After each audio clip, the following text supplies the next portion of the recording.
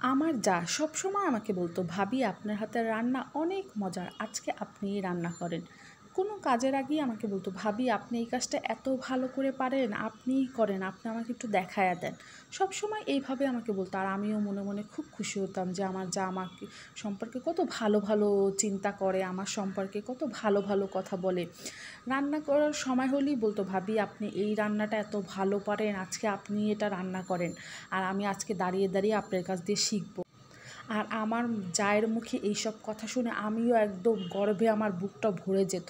আর আমিও একদম আগ বাড়াইয়া নিজেই রান্না করতে যেতাম, আর তাকে রান্না করে আমি অনেক মজার মজার রান্না খাওয়াইতাম। আর সব সময় সে বলতো, আপনার এই রান্নাটা অনেক মজার, এই রান্নাটা অনেক মজার, এই কাজটা আপনি খুব সুন্দরভাবে গুছিয়ে করেন, এটা কিভাবে করেন, এটা আমাকে দেখাবেন। পরে আস্তে আস্তে আমি বুঝতে পারলাম, আসলে এইগুলা বলে সে কাজ থেকে বাঁচার জন্য।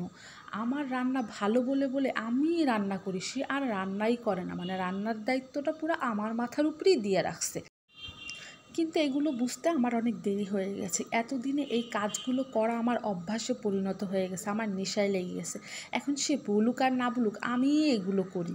কিন্তু তার এই চালাকিগুলো আমি বুঝতে পারিনি। আমি এতদিন ভেবেছি সে কতটাই ভালো মনের মানুষ, আমার সম্পর্কে কতই না চিন্তা করে, আমাকে সে কতটাই না পছন্দ করে, যে আমার সব কিছুই তার ভালো লাগে। আমি কি সরল সোজা মনের মানুষ, আমার জায়ের এই চালাকি আমি বুঝতেই পারিনি। কিন্তু কি আর করার আছে, সংসারে থাকতে হলে এরকমের চালাকির মধ্যে দিয়েই চলে যেতে হবে। কেউ জিতবে, কেউ হারবে, কখনো আপনার ঠকতে হবে, কখনো আপনি জিতে যাবেন। তবে সম্পর্কগুলো এভাবেই টিকে থাকে। সংসার বাঁচাতে গেলে, সংসারে সবাইকে সুখী করতে গেলে একটু তো কষ্ট করতেই হবে।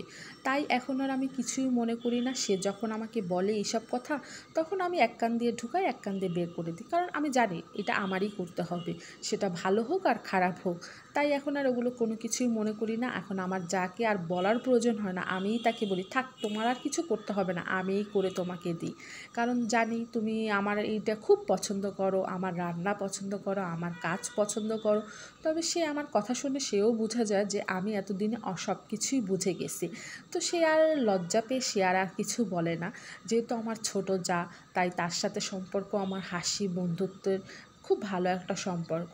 তো এইভাবেই আমাদের দিনগুলো খুব সুন্দরভাবেই পার হয়ে যায়। তবে তার চালাকিগুলো তো আমি ধরে ফেলেছি। এখন এটা ভেবে আনন্দ পাই আমি যে তার চালাকিগুলো ধরে ফেলেছি। এখন সে আমাকে চাইলেও বোকা বানাতে পারবে না।